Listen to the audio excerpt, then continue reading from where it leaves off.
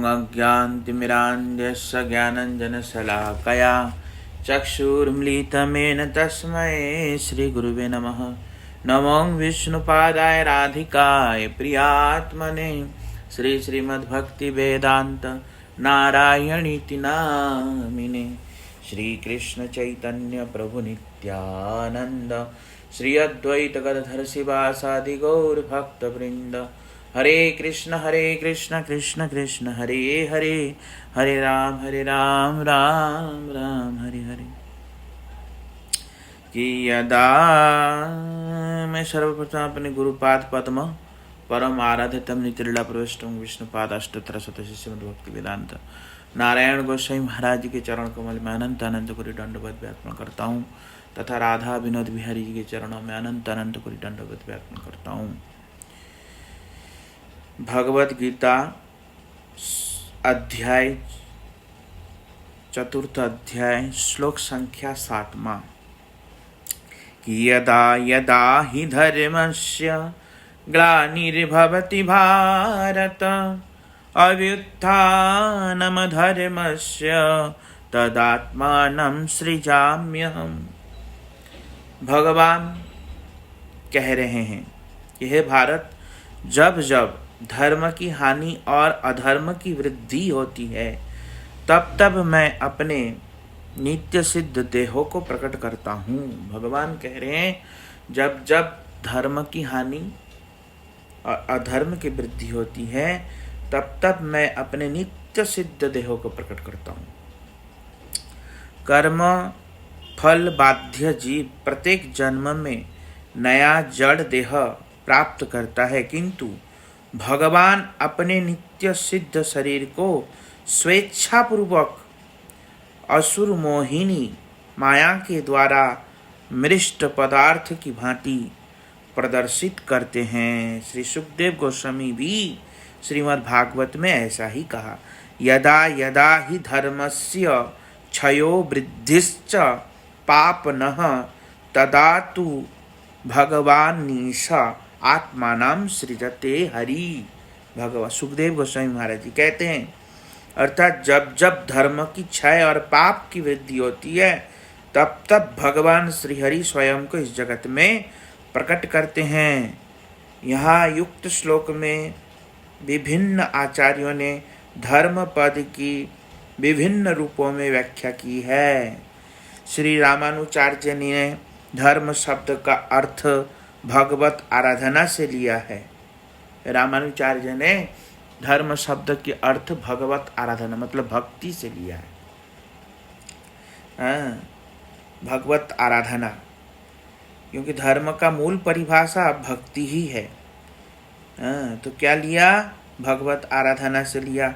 श्रील बलदेव विद्याभूषण प्रभु ने धर्म का तात्पर्य इस प्रकार बताया है, भगवत अर्चन ध्यान आदि लक्षण युक्त शुद्ध भक्ति योग तथा वेद विहित वर्ण आश्रम धर्म को ही धर्म समझना चाहिए।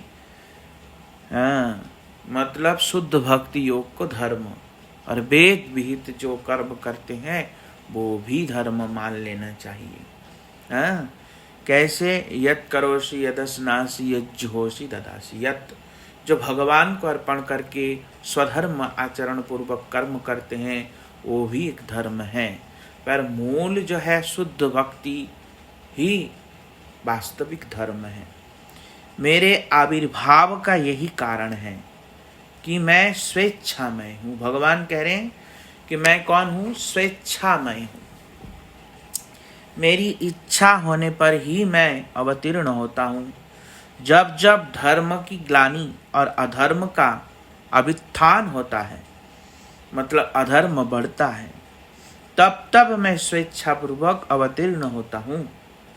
जगत के क्रियाकलाप को संचालित करने वाले मेरी समस्त विधियाँ अजय हैं, किंतु काल क्रम से जब ये सारी विधियाँ किसी अनिर्देश्य कारणवश विगुण हो जाती है तभी अधर्म प्रबल होता है। मेरे अतिरिक्त उस दोष के निवारण में कोई समर्थ नहीं है। अतः मैं अपनी चिद शक्ति के सहयोग से इस प्रपंच में उदित होकर इस धर्म ग्लानि को दूर करता हूँ। केवल इस भारत भूमि में ही मेरा उदय होता है ऐसा नहीं है। मैं देवता, पशु, पक्षी आदि किसी भी योनियों में आवश्यकता अनुसार स्वेच्छा पूर्वक उदित होता हूँ। अतः ऐसा मत समझो कि मैं मलेच्छ, अंत्यज इत्यादि के बीच में उदित नहीं होता हूँ। वे सभी सोच्य पुरुषगण जितने परिमाण में भी धर्म को स्वधर्म के रूप में स्वीकार करते हैं, उतने परिमाण में धर्म की ग्लानि होने पर उनके बीच सत्यावेश अवतार के रूप में प्रादुर्भूत होकर उनके धर्म की रक्षा करता हूँ। किंतु भारत भूमि में वर्णाश्रम धर्म रूप संबंधिक स्वधर्म के भली भांति आचरित होने के कारण उस देशवासी अपनी प्रजाओं के धर्म संस्थापन के लिए मैं विशेष यत्न करता हूँ। अतएव युगावतार, अंश अवतार प्रभृति जितने भी रमणीय अवतार है उसे भारत भूमि में ही लक्ष्य करना चाहिए। जहाँ वर्ण आश्रम धर्म नहीं है वहाँ निष्काम कर्म योग, इस साध्य ज्ञान योग, चरम फल रूप भक्ति योग भली भांति आचरित नहीं होता है। तब भी अंत्यजों में जो थोड़ी बहुत भक्ति का उदय देखा जाता है उसे भक्ति की कृपा से उत्पन्न आकस्मिकी प्रथा से संबंधित जानो।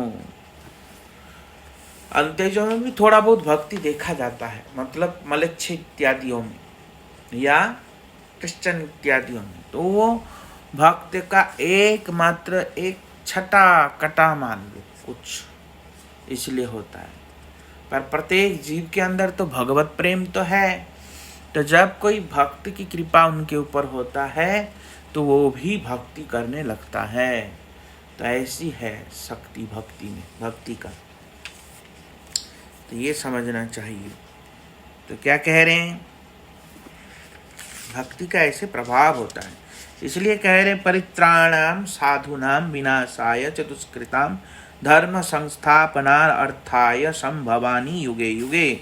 भगवान कहते हैं एकांत भक्तों के परित्राण, दुष्टों का विनाश एवं धर्म की संस्थापन के लिए युग युग में आविर्भूत होता हूँ, भगवान कह रहे हैं। श्री भगवान राज ऋषि और ब्रह्म ऋषि प्रमुख भक्तों के हृदय में शक्ति संचार कर वर्णाश्रम धर्म की स्थापना करते हैं। किंतु विरह कातर भक्तों की विरह वेदना को शांत करने के लिए, दूसरों के लिए अबद्ध, साधु, द्रोही, कंस आदि असुरों का विनाश करने के लिए एवं शुद्धा भक्ति का प्रचार करने के लिए इन 3 कारणों से भगवान स्वयं अवतीर्ण होते हैं। साधु द्रोही विनाश करने के लिए, शुद्ध भक्ति का प्रचार करने के लिए और भक्त के विरह कातर को शांत करने के लिए, इन तीन कारणों से भगवान स्वयं आविर्भाव होते हैं, प्रकट होते हैं। कौन कौन सा कारण? भक्तों की विरह वेदना को शांत करने के लिए, दूसरों के लिए अबद्ध, साधु, द्रोही, कंस आदि को विनाश करने के लिए और शुद्ध भक्ति का प्रचार करने। ये 3 कारण। भक्त के विरह पीड़ा को शांत करने के लिए, भक्त द्रोही का विनाश करने के लिए और भक्ति का प्रचार करने। इन 3 कारणों से भगवान इस जगत में आविर्भूत होते हैं। अन्यथा भगवान केवल वर्णाश्रम धर्म स्थापना के लिए तो भगवान किसी विशेष व्यक्ति के अंदर शक्ति संचार कर वो स्थापित करवा देते हैं। इसलिए पर जब ये 3 कारण उपस्थित हो जाता है तब भगवान को आना ही पड़ता है। कौन कौन सा कारण? भक्तों का विरहा, दूसरा भक्तों के प्रति द्रोही, भगवान भक्तों के प्रति जब लोग द्रोह करने लगते हैं, द्रोही, भक्त द्रोही, और तीसरा है भक्त द्रोही, और तीसरा है भगवान भक्ति का प्रचार के लिए आते हैं। समझ में आया? तो अवतार होना ही अवतार कहलाता है। अवतार का तात्पर्य बता रहे हैं बलदेव विद्याभूषण प्रभु ने भी ऐसा ही बताया। प्रपंचे अवतारणम अखल अवतारः, अर्थात अप्रकट नित्य धाम से भगवान के इस प्रापंचिक जगत में अवतारण को ही अवतार कहते हैं। मतलब अप्रकट वृंदावन, अप्रकट नित्य धाम, भगवान के जो अप्रकट नित्य धाम है। अप्रकट नित्य धाम मतलब जो इस जगत में नहीं, उस जगत में, वो नित्य धाम से भगवान के इस प्रापंच जगत में अवतारण को ही अवतार कहते हैं। मतलब उस जगत से भगवान इस जगत में जब आते हैं तो उसको अवतार कहते हैं। मतलब अपने अप्राकृत धाम से इस प्राकृत भूमि में प्रकट होते हैं, तो इसलिए उसको अवतार कहते हैं।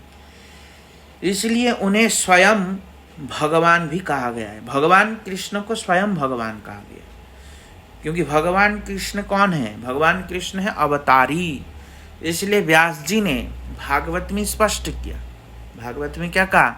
एते च अंशः कलह पुंस कृष्णम स्तु भगवान स्वयं।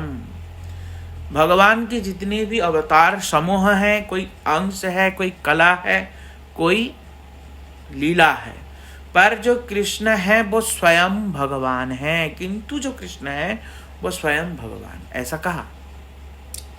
तो इसलिए भगवान के कितने प्रकार के अवतार होता है? पुरुष अवतार, गुणावतार, लीलावतार, मनमंतर अवतार, युगावतार और सत्यावेश अवतार। ये भगवान के 6 प्रकार के अवतार होते हैं। ब्रह्मा की आयु का एक दिन एक कल्प कहलाता है। एक कल्प में 14 मनमंत्र होते हैं। ब्रह्मा के एक दिन लगभग 1000 चतुर्युग के बराबर है। एक दिन मानव वर्ष की गणना के अनुसार बहुत वर्ष होता है। तो कह रहे हैं 365 दिन मिला के ब्रह्मा का एक वर्ष होता है, और ऐसे ब्रह्मा जी का आयु 100 वर्ष की है।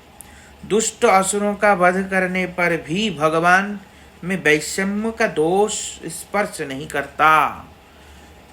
दुष्टों का वध करने पर भी भगवान के ऊपर दोष स्पर्श नहीं करता। जिस प्रकार माता पिता कोई दुष्ट बच्चा होता है तो उसको शासन करते हैं, मारते हैं, पीटते हैं, तो उसमें माता पिता का प्रेम ही होता है। तो उसी प्रकार कोई दुष्ट होता है उसका वध करते हैं भगवान, तो उसमें भगवान का प्रेम ही होता है। वो वध करना भी प्रेम है। क्यों? क्योंकि देह का विनाश होता है, आत्मा का नहीं होता। आत्मा को तो मार ही नहीं सकते, तो देह का विनाश करके केवल शासन ही कर रहे हैं।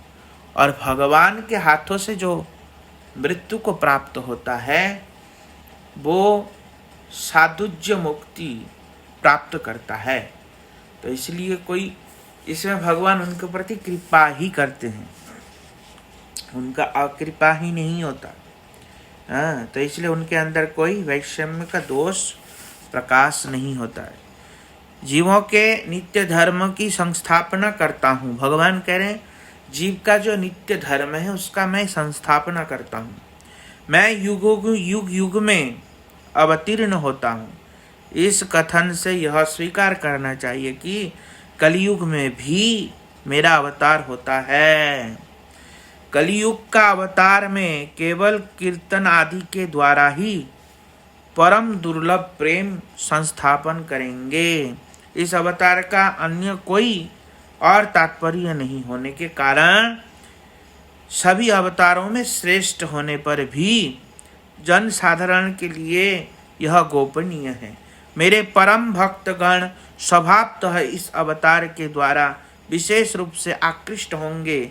यह तुम भी उनके साथ अवतीर्ण होकर देख सकोगे। कली जन निस्तारक इस गुह्य अवतार का परम रहस्य यह है कि इसमें दुष्कृतिमान लोगों के दुष्कृति विनाश के अतिरिक्त असुर विनाश आदि कार्य नहीं है। उसके केवल दुष्कृति ही नष्ट होता है। वो एकदम भगवान ऐसा असुर जैसे मारेंगे, असुरों के जैसे मारते हैं, ऐसा नहीं होगा। भगवान के कीर्तन के प्रभाव से उसके दुष्कृति ही नष्ट हो जाएगा, ऐसा होगा। तो इसलिए ये है भगवान पावन अवतारी भगवान चैतन्य महाप्रभु। तो भगवान कली काल में भी अवतार ग्रहण करते हैं, अवतार लेते हैं, आते हैं धर्म की स्थापना करने के लिए। इसलिए भगवान कह रहे हैं, जन्म कर्म च में दिव्यम यो वेत्ति तत्वतः त्यक्त्वा देहम पुनर्जन्म नैति मामेति सो अर्जुन। भगवान ने कहा, हे अर्जुन, मेरे जन्म और कर्म प्राकृत अप्राकृत है, प्राकृत नहीं है। जो इसे यथार्थ रूप में जान लेते हैं वे वर्तमान शरीर को त्याग कर पुनः जन्म ग्रहण नहीं करते हैं, बल्कि मुझे ही प्राप्त होते हैं। मामेति सो अर्जुन, वो मुझे प्राप्त करते हैं। देहम पुनर्जन्म नैति, वो पुनर्जन्म नहीं लेता, दोबारा जन्म नहीं लेता। वो क्या करते हैं? मुझे प्राप्त करते हैं, भगवान स्वयं कह रहे हैं। तो इसलिए जो व्यक्ति तत्वतः भगवान को जानते हैं, जो लोग गुरु और वैष्णवों की कृपा से यह उपलब्ध करते हैं कि भगवान अपनी अचिंत्य शक्ति के द्वारा प्राकृत जन्म और कर्म अंगीकार करते हैं, वे जीवित दशा में ही भगवान की लाधिनी शक्ति की कृपा से भगवान की नित्य सेवा का प्राप्त कर लेते हैं, भगवान की नित्य सेवा प्राप्त कर लेते हैं। किंतु इसके विपरीत जो लोग वैसे दिव्य जन्म और कर्म को प्राकृत समझते हैं, वे अविद्या के वशीभूत होकर के संसार चक्र में भ्रमण करते रहते, त्रिताप में दग्ध होते हैं। और ब्रह्मा जी ने भी ऐसा कहा। क्या कहा?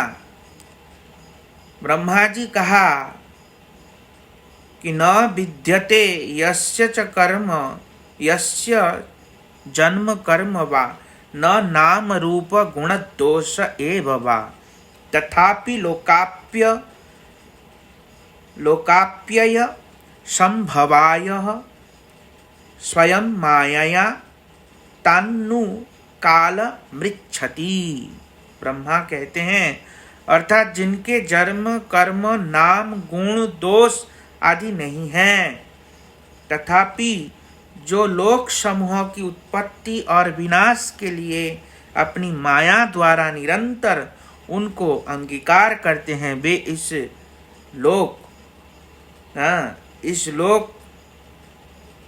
लोक में परब्रह्म स्वयं भगवान हैं। भगवान केवल अंगीकार करते, स्वीकार करते हैं। भगवान प्रपंच से अतीत होते हैं। तो इसलिए कह रहे हैं, जो प्राकृत नाम रूप आदि से रहित होकर भी अपने चरण कमलों की उपासना करने वालों के प्रति अनुग्रह करने के लिए अवतार समूह द्वारा विशुद्ध सत्व अनेक रूप एवं कर्म द्वारा अनेक नाम ग्रहण करते हैं, उनका ऐश्वर्य अचिंत्य है। वे अनंत परमेश्वर मेरे प्रति प्रसन्न होवे। वो परमेश्वर मेरे प्रति प्रसन्न हो, क्योंकि उनका नाम, कर्म, जन्म सब दिव्य है। भक्तगण जीवित दशा में ही भगवान को प्राप्त करते हैं। यान्ति मामेव निर्गुणाः। क्या कह रहे हैं? अर्थात निर्गुण व्यक्तिगण मुझे प्राप्त करते हैं। श्रील चक्रवर्ती ठाकुर कहते हैं, लिखा है, लय शब्द नहीं होने के कारण यह स्पष्ट होता है कि जीवित रहते हुए भी मेरे भक्तगण निर्गुण होने पर मुझे प्राप्त होते हैं। निर्गुण का मतलब क्या है? तीनों गुणों से जब कोई व्यक्ति उठ जाता है तो वो व्यक्ति भगवान को प्राप्त कर लेता है। तो इसलिए भगवान कह रहे हैं, इसलिए जीवित रहते हुए भी प्राप्त कर लेता है। इसलिए कह रहे हैं, वितराग भय क्रोधा जन्मया मन्मया मामुपाश्रिता बहवो ज्ञान तपसा पूजा मद भाव मागताः। राग, भय और क्रोध शून्य होकर, मुझ में एकाग्रचित होकर, मेरे शरणागत होकर, ज्ञान रूपी तपस्या से पवित्र अनेक भक्त मेरी प्रेम भक्ति प्राप्त कर चुके हैं। मेरी प्रेम भक्त कर चुके हैं। कौन कह रहे हैं? भगवान कह रहे हैं। भगवान की प्रेमा भक्ति मूर्ख व्यक्ति मेरे जन्म, कर्म और शरीर को चिन्मयत्व तथा विशुद्ध तत्व के विचार में संबंध में तीन प्रवृत्तियों को परिचालित करते हुए यथा दूरी वस्तु के राग, भय, क्रोध, जिनकी बुद्धि अत्यंत जड़ है, बद्ध जीव है, वो ऐसा देखते हैं। मेरे जन्म कर्म को दिव्य नहीं देखते, क्योंकि वो अत्यंत जड़ है।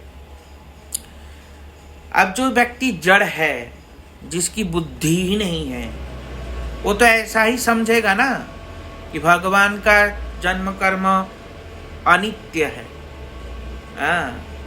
साधारण मनुष्य के जैसा है। पर जो व्यक्ति समझता है, जो व्यक्ति देख रहा है, जो समझ पा रहा है हरि गुरु वैष्णव की कृपा से, तो क्या होता है? वो इस जन्म में भी उसका उद्धार हो जाता है। वो भगवान को जान लेता है, इसी शरीर में ही भगवत भक्ति प्राप्त करके भगवान की नित्य सेवा करते हैं। इसलिए इन सब विचारों को जानना चाहिए। बाकी की कथा हम कल श्रवण करेंगे। वांछा कल्पतरुभ्यश्च कृपा सिंधुभ्यो पतितानां पावन वैष्णव